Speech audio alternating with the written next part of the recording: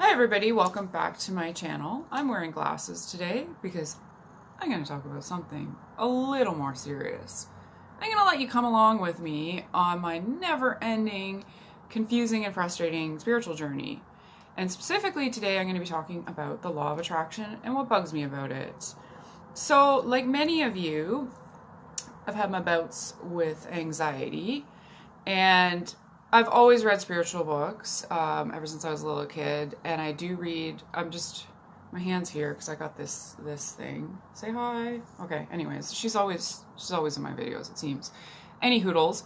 So I turned to the law of attraction when I was suffering from anxiety and panic attacks. And sidebar, if you've ever had a panic attack, they're the worst things on the planet. It feels like I'm on the singularity of a black hole that is trying to suck me into the hellmouth of despair. And I'm not exaggerating. They're the worst. That's why it bothers me when people are like, you just need to relax.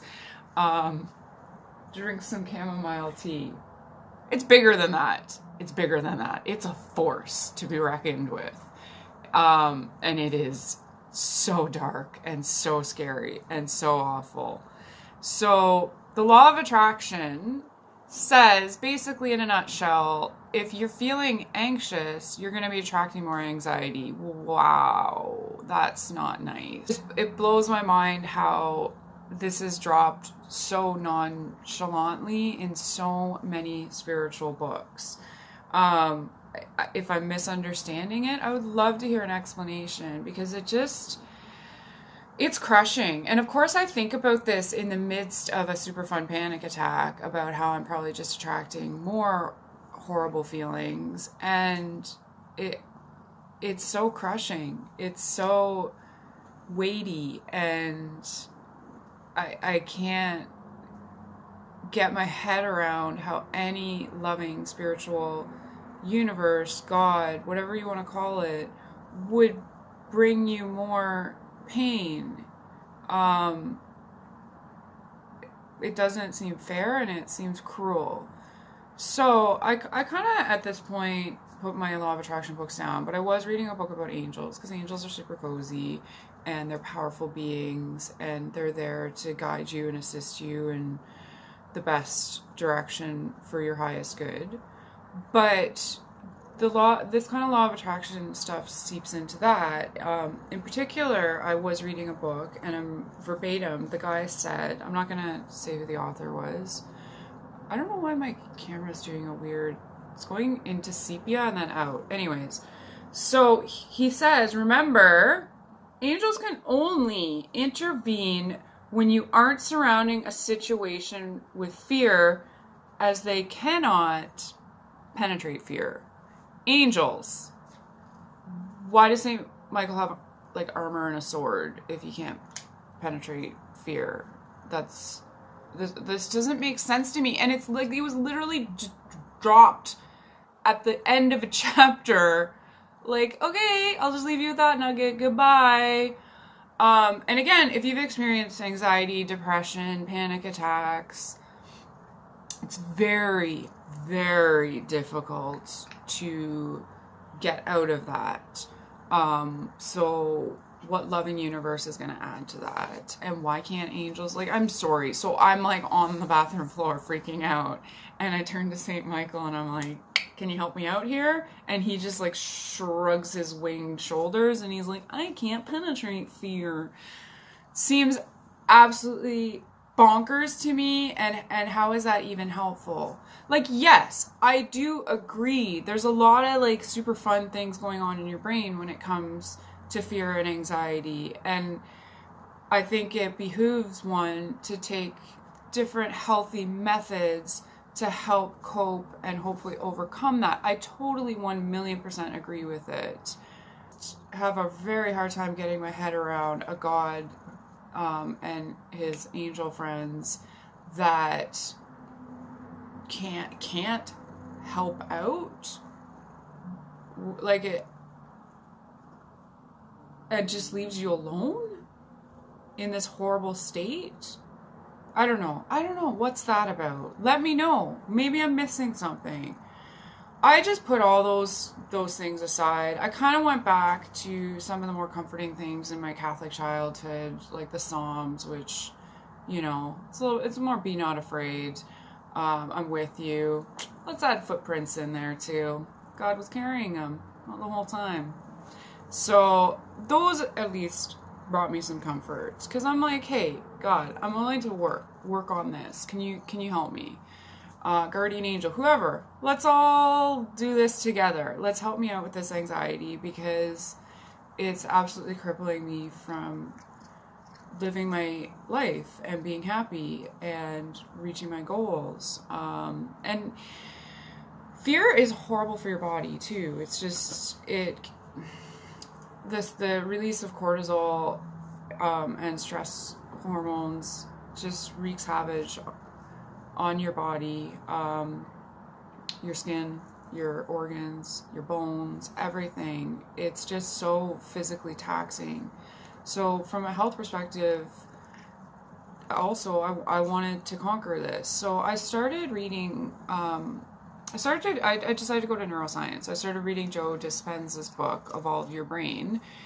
And it was nice to actually just take spirituality out of the equation and just get down to the little gray cells and what they're doing. So your little brain, it has its own ways of coping, and sometimes it's not so favorable to to forming the best patterns. So you kind of got to, at least for myself, I had to get a rein on that. So your brain does tend to, it gets addicted to negative chemicals. So if you are thinking like negative thoughts, you are going to be releasing chemicals that are not good for your body. You want to be releasing, you know, the nice guys like serotonin, to feel, you know, at ease with the world. So you can get into these loops of releasing negative chemicals, and then it compounds the issue. Bad thoughts, bad chemicals, reinforces bad thoughts. You start to get actual receptor sites in your brain that are just like, they want the bad thoughts. They're addicted. They're molded to have the negative chemicals dock to them. I'm not a neuroscientist, as you can obviously tell, even though I'm wearing smarty glasses. So you really get into a negativity loop. And this kind of caused me to look back at my whole life. And I have some core beliefs that aren't the best. So we can work on those. I do look back, and I think I kind of equated being cynical with being smart. You can't, behind me I got Elizabeth Taylor, but I have a whole bunch of Smarty Pants books. You probably can't see them. There's a lot of Sartre, there's a lot of Camus, there's a lot of Kierkegaard, who's, you know, he's more positive. But there's a lot of those existential philosophers who are just like very French or Danish. Sorry, Kierkegaard. Very French and very like, ooh, we're just barfed into existence. We don't belong. Look at that tree. Look at that tree. It belongs. We don't belong. So I really like, I eat these things up. Kafka is another super fun one. I'm not discrediting anything they're saying. I'm just saying I was a dumb teenager, a dumb university student who would absorb these books and kind of would be cool to be existential and to be like kind of down. So I think that is part of where my brain got a little haywire-y.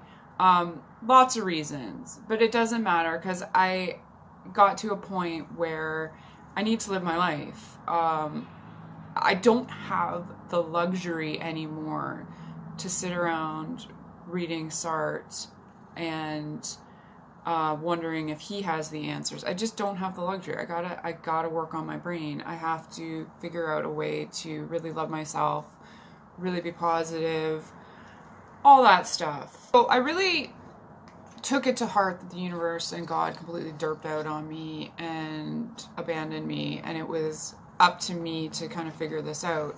So I do find Joe Dispenza and any book on neurology, neuroscience, very helpful. It has been so incredibly beneficial for me to figure out what my brain is doing. And essentially, my brain is running on like a garbage, like Commodore 64 program.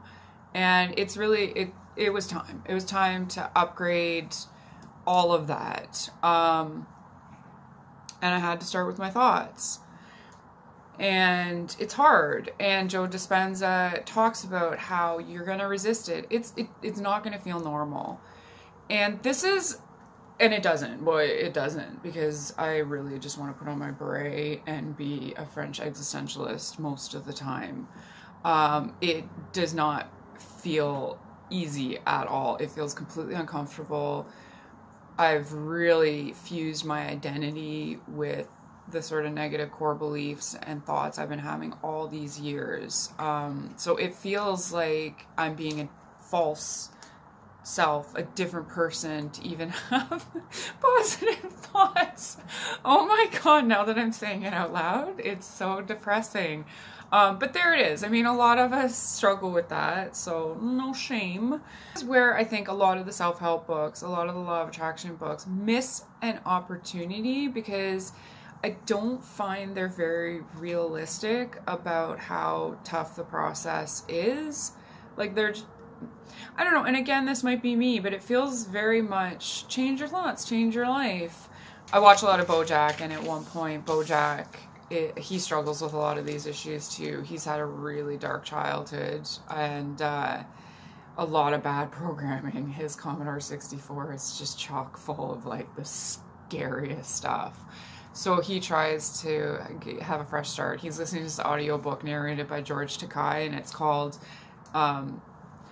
Same Dumb Life, Brand New Attitude, which is hilarious, but I don't think it's exactly like that. I think so far I've noticed that having positive thoughts and really working on my brain in a holistic way, eating better, drinking more water, making sure I exercise. And hey, I'm not gonna like say that I have this down perfectly. And my friends can contest to me eating like too many gummy worms and complaining all the time and stuff like that. So it's a long journey for me. I'm a work in progress. But it's much more than same dumb life, brand new attitude, because you are working on your health, which is going to affect so many areas of your life. And you're working on your strength, your mental resilience. And when you feel empowered, you definitely can accomplish more. I have noticed, I've been just really committing to it for months, and I don't always feel like it. I have like really dark down days. Thanks a lot, Revenue Canada. That was a hard week when I did my taxes, where I do want to give up, but I do find I get back faster. I find I'm not as self-absorbed. I can see people more clearly. When you know yourself and you know your mind and you're okay with it, you start to have more compassion, and you don't really care what other people think of you. You just bump along and do your own thing.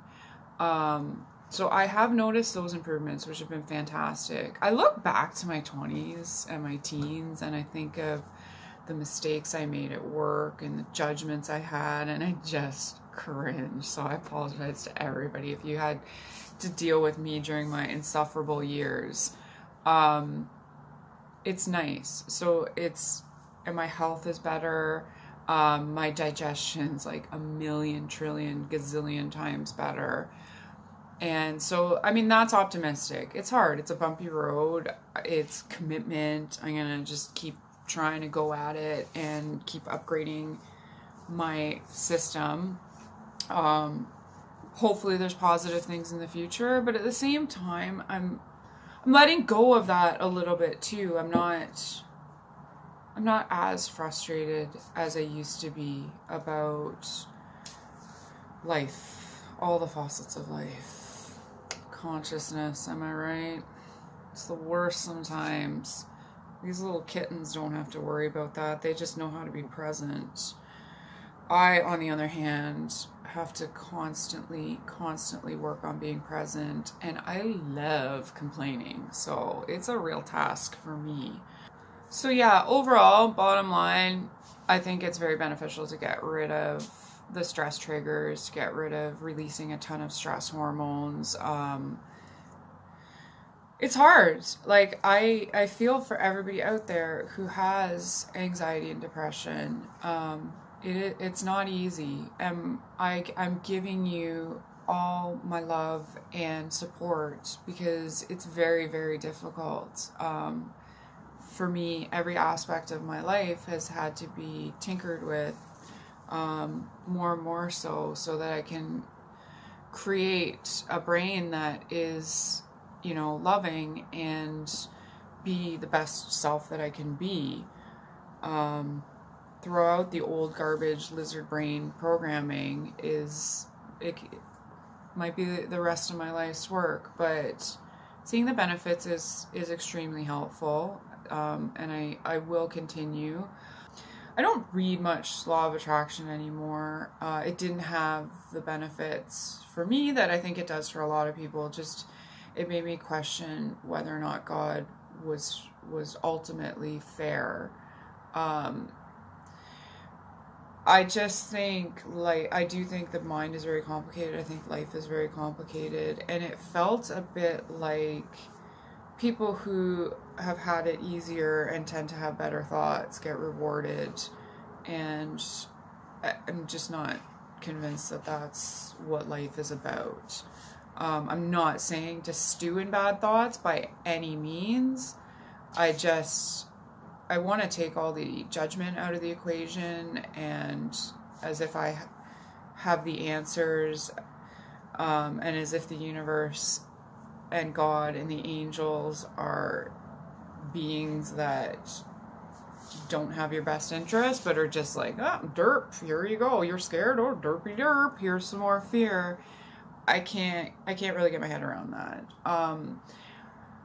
On the flip side, I can see how sometimes bringing you a negative experience or increasing and compounding and making something worse is a great way to kind of kick you into a better situation. I've definitely experienced that side of things where I stayed in a job that increasingly got worse and worse to the point where it was intolerable, and it caused me to take a leap that has matured me and brought so many more interesting lessons and growth as a person. So I do think that happens. So I do think that sometimes the universe really piles it on until you listen. I get that. That's not what I'm saying. I'm saying, like, somebody is depressed and they're turning to God for help. I don't think God's shrugging his shoulders. That's horrible. I do believe in grace. I believe in guidance. I believe in supernatural strength. I kind of feel like this video makes me sound crazy, but that's okay. This is a side of me that maybe most of you have not seen, but these are the things that, you know, I think about and I research and I try to learn about. So there it is. I hope you found it helpful or interesting, and have a fantastic day. And you can say bye. Do you want to say bye, Fatty? I want to say bye. She hates my kisses.